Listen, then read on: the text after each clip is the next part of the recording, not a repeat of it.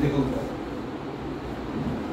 ये है आपकी एलिमेंट्री, बनाना तो नहीं आएगा, एग्जाम में आता है बना लो डायग्राम।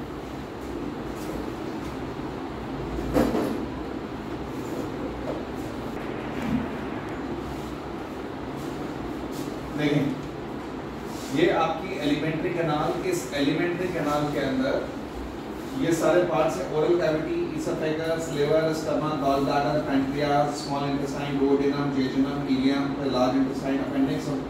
अब इसमें कौन कौन से पार्ट का क्या क्या फंक्शन है वो बताऊंगा। सबसे पहले जब आप फूड को इंटेक करते हैं अपने इस पार्ट में, इसका नाम है ओरल कैविटी। ओरल कैविटी में आपने ओरल कैविटी में फूड को आपने जब कंज्यूम किया, फूड को जब आपने ओरल कैविटी में कंज्यूम किया तो आपके पास ये टीथ हैं। टीथ 4 टाइप के टीथ होते हैं बेटा। एक होते हैं कौन से इंसीजर्स, एक होते हैं कौन से कैनाइन्स, फिर होते हैं कौन से प्रीमोलर्स और फिर होते हैं मोलर्स। ये 4 टाइप के टीथ हैं हमारी ओरल कैविटी में। ये वाले जो टीथ होते हैं इंसीजर काटने के लिए होते हैं, कट करने के लिए होते हैं। कैनाइन जो होते हैं वो फाड़ने के लिए होते हैं, टीयर करने के, नोकीले जो दांत होते हैं वो फ्लैश को टीयर ऑफ करने के लिए होते हैं। और पीछे वाले जो दांत होते हैं प्रीमोलर और मोलर वो किस लिए होते हैं? ग्राइंडिंग के लिए, पीसने के लिए होते हैं। अब सुनिए, तो अगर आप ये जॉ है, इस जॉ के अंदर एलिमेंट्री इसके अंदर जो दांत देखेंगे तो उसमें पहला दांत कौन से होते हैं? इंसीजर्स होते हैं, फिर कैनाइन होते हैं, फिर प्रीमोलर्स होते हैं और फिर मोलर्स होते हैं। तो इधर से लगाएंगे 2, कैनाइन 1 होता है, फिर प्रीमोलर 2 होते हैं, मोलर 3 होते हैं। ये एक जॉ है, मतलब ऊपर वाले इसमें भी ऐसे ही होगा, मतलब इस साइड भी तो ये PM2 M3 into 2। ये जो मैंने फॉर्मूला लिखा है ना ये आपके सामने, इसको कहते हैं क्या कहते हैं? ह्यूमन का डेंटल फॉर्मूला है। हमारे दांतों का जो डेंटल फॉर्मूला है वो ये वाला है I2C1 PM2 M3। यानी जो इंसीजर्स हैं, इंसाइजर्स हैं वो 2 हैं, कैनाइन 1 है, प्रीमोलर्स 2 हैं और मोलर्स 3 हैं। तो इस तरह से ये इंसान का, ह्यूमन का डेंटल फॉर्मूला होता है। लेकिन आप बच्चों का ये डेंटल फॉर्मूला अभी कंप्लीट नहीं है। ह्यूमंस में ये एडल्ट का डेंटल फॉर्मूला है, लेकिन आप बच्चों का अभी ये कंप्लीट नहीं है। जब आप तकरीबन 24 साल की एज अटेन कर लोगे तो उसके बाद जाके आपका पूरा होगा। अभी आप बच्चों के अंदर देखें, ये I2C1 PM2 M2 है, अभी आपके अंदर 2 है। अभी आपके दांत कंप्लीट नहीं हुए हैं। एक नाम सुना है बेटा, विजडम टूथ। विजडम टूथ, वो विजडम टूथ अभी आपके अंदर नहीं होने की वजह से आपका डेंटल फॉर्मूला कंप्लीट नहीं है।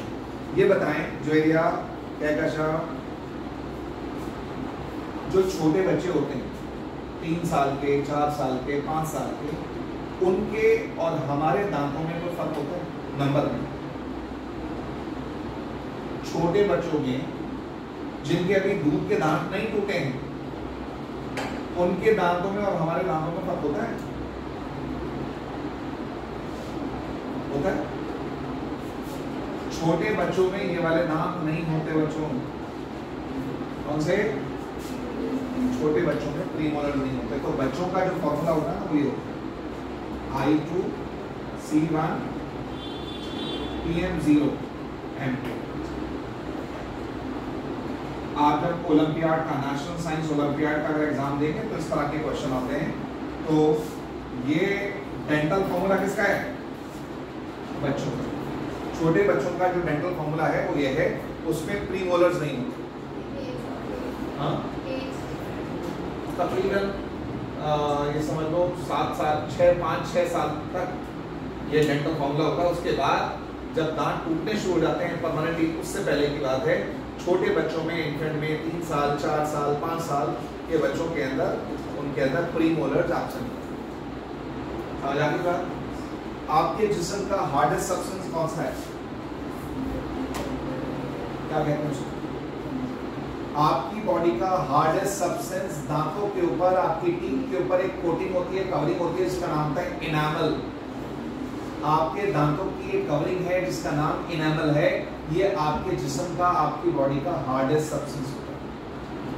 और ये जब इनामल डिग्रेड हो जाता है, इनामल टूटने लगता है, डैमेज होने लगता है, इसको कहते हैं टूथ डिके। टूथ डिके, जिसको आम जबान में कहते हैं दांतों में कीड़ा लगना। दांतों में कीड़ा लग गया, जिसको टूथ डिके भी कहा जाता है। बात समझ आ रही है बच्चों को? क्लियर है? अच्छा, तो बच्चों देखना, सबसे पहले आपने फूड कंज्यूम किया। इधर देखिए, आपने फूड सबसे पहले कंज्यूम किया ओरल कैविटी। जो कुछ आपने कंज्यूम करना था, फूड को यहाँ लिया। यहाँ पर लेने के बाद इधर देखो, जो आपके 4 टाइप के टीथ हैं, इसकी मदद से आप फूड को क्या करेंगे? काटेंगे, टीयर करेंगे, फाड़ेंगे और उसके बाद उसको पीस लेते हैं। तो फूड की कटिंग, फूड को काटने का, टीयर ऑफ करने का और फाड़ने का और उसको ग्राइंड करने का काम आपके दांतों की मदद से होता है। आप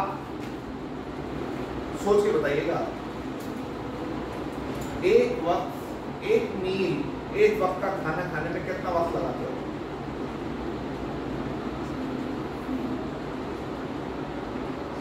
एक वक्त के फूड को कंज्यूम करने में आप कितना वक्त लगाते हैं? 22 years। डॉक्टर्स कहते हैं, एक्सपर्ट्स कहते हैं आपको 1 घंटा लगाना चाहिए कब तक। यानी बहुत आराम से, बहुत देर तक एक एक चीज को, पीस को च्यू ज्यादा करना चाहिए। क्यों? प्रॉपरली फूड को च्यू करना चाहिए, उसके बाद ही उसको स्वेलो करना चाहिए। आप अक्सर, हम में से ज्यादातर लोग जो हम फूड कंज्यूम करते हैं, हम उसको प्रॉपर च्यू करे बगैर बड़े बड़े पीसेस को हम निगल जाते हैं। उससे क्या होगा?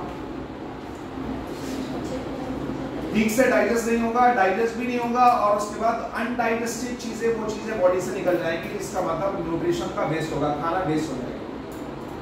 आपकी जिस्म में एब्जॉर्प्शन नहीं होगा उसका, बगैर एब्जॉर्ब हुए वो चीजें बॉडी से बाहर निकलेगी, और उसके अलावा आपको डाइजेशन में भी दिक्कत आएगी। समझ आ रही है बात? आपके डाइजेशन में भी प्रॉब्लम आएगी। इसलिए डॉक्टर्स कहते हैं, whenever we are consuming food, we must give time to it. उसमें वक्त लगाना चाहिए, उसमें आसानी से प्रॉपर च्यू करना चाहिए, तब आपका डाइजेशन। अगर आपने पीसेस को बड़ा बड़ा लिया और उसको प्रॉपर च्यू नहीं किया, तो वो काम आपके स्टमक को करना पड़ेगा। आपने स्टमक पर, आगे के पार्ट्स पर आपने उस पर ज्यादा स्ट्रेस डाल दिया, इसलिए प्रॉपर च्यू करने की फूड को नीचे भेजना चाहिए। समझ आ गई बात? पूरा आपको खाना खाने में जो वक्त लगाना चाहिए, तकरीबन 45 से 1 घंटा डॉक्टर्स कहते हैं। लेकिन हम में से ज्यादातर लोग 10 मिनट 15 मिनट में हम लंच, ब्रेकफास्ट, डिनर कर लेते हैं। उससे क्या होता है, बड़े बड़े पीसेस जब हम कंज्यूम करते हैं, वो प्रॉपर डाइजेस्ट नहीं होते। आगे सुनिए, एक तो फूड हमारे जिस्म में जाने के बाद, टीथ की मदद से ब्रेक डाउन होगा। उसके बाद एक चीज आती है बेटा, हमारे ओरल कैविटी में क्या है? Salivary glands. 3 सलाइवरी ग्लैंड्स हैं। इधर देखो, 3 इधर होते हैं, 3 इधर होते हैं। इधर देखो, कान के नीचे यहाँ पर होता है, आपके जॉ के पास होता है, और आपकी जबान के नीचे होते हैं ये सलाइवरी ग्लैंड। ये 3 सलाइवरी ग्लैंड 3 होते हैं, 3 पेयर्स ऑफ सलाइवरी ग्लैंड्स होते हैं हमारी बॉडी में, और तीनों के तीनों क्या सिक्रीट करते हैं? सलाइवा। सलाइवरी ग्लैंड से निकलता है सलाइवा, एक डाइजेस्टिव जूस कह सकते हो उसको। इसमें क्या क्या चीजें होती हैं? एक तो होता है वाटर, एक होता है H+ आयन, एक होता है, एक एंजाइम होता है, कौन सा? क्या? लाइसोजाइम। इसके अलावा एक चीज होती है क्या? म्यूकस। एक और चीज होती है, एक एंजाइम और होता है, कौन सा?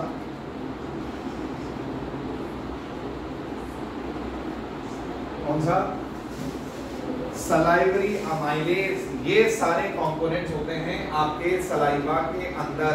बच्चों अमाइल का मतलब कहीं पर भी सुनो, अमाइल का मतलब होता है स्टार्च, यानी अमाइलेज यानी स्टार्च को डाइजेस्ट करने वाला। जब तुम कोई पीस ऑफ रोटी खाते हो या ब्रेड खाते हो, ब्रेड या रोटी कंज्यूम करते हैं तो उसमें होता है स्टार्च। उस स्टार्च को डाइजेस्ट करने वाला, ब्रेक डाउन करने वाला, हजम करने वाला जो एंजाइम है वो कौन सा है?